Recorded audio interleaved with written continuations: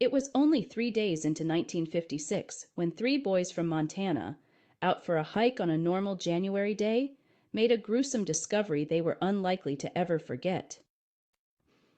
During a walk near the Sun River, they found 18-year-old Lloyd Bogle dead. They found him on the ground near his car, and someone had used his belt to tie his hands behind his back. The next day brought another disturbing discovery. A county road worker found 16-year-old Patricia Kalitzka's body. She had been shot in the head like Bogle and sexually assaulted.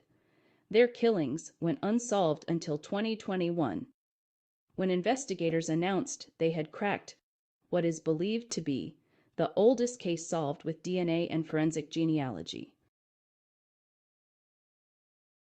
The victims were discovered on a lover's lane. Bogle, an airman hailing from Texas, and Kalitzky, a junior at Great Falls High School, had fallen for each other and were even considering marriage. But their love story was brutally cut short by the actions of a killer whose identity would not be revealed for more than 60 years. And it was not for lack of trying. Early on in the case, investigators followed numerous leads, but none of them panned out. The case eventually went cold. For decades, the Cascade County Sheriff's Office continued to work on it, with multiple detectives attempting to make progress over the years.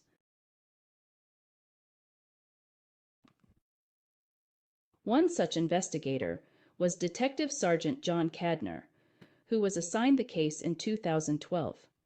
He was immediately met with the daunting task of digitizing the expansive case file, an endeavor that took months. He continued to work on the Lover's Lane case. He felt that the only way they would ever solve it was through the use of DNA. So,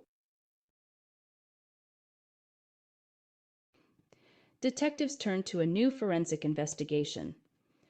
Fortunately, Cadner had something to work with.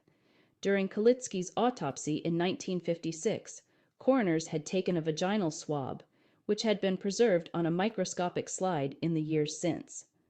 The sample went to a local lab for testing in 2001, and the team there identified sperm that did not belong to her boyfriend, Lloyd Bogle.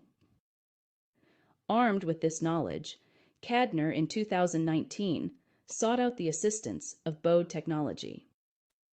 After forensic genealogy was used to finally nab the Golden State Killer the year prior, law enforcement officials were becoming increasingly aware of the potential to use that technology to solve cold cases, even decades-old cases, like Kalitzky and Bogle's. With the help of partnering labs, forensic genealogists are able to use preserved samples to create a DNA profile of the culprit, and then use that profile to search public databases for any potential matches. In most cases, those profiles can end up linking to distant relatives of the culprit, say, a second or third cousin. By searching public records, such as death certificates and newspaper clippings, forensic genealogists are then able to construct a family tree that can point them right to the suspect. It worked. DNA testing led investigators to a man named Kenneth Gould. Before moving to Missouri in 1967, Gould had lived with his wife and children in the Great Falls area around the time of the murders. It felt great because for the first time in 65 years, we finally had a direction and a place to take the investigation. But there was one big problem. Gould had died in 2007, and his remains had been cremated. Gould's children cooperated with police and provided the DNA that confirmed Gould was the guy.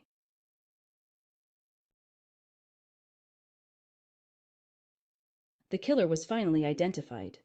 If you like videos like this, please like and subscribe. It really helps out the channel.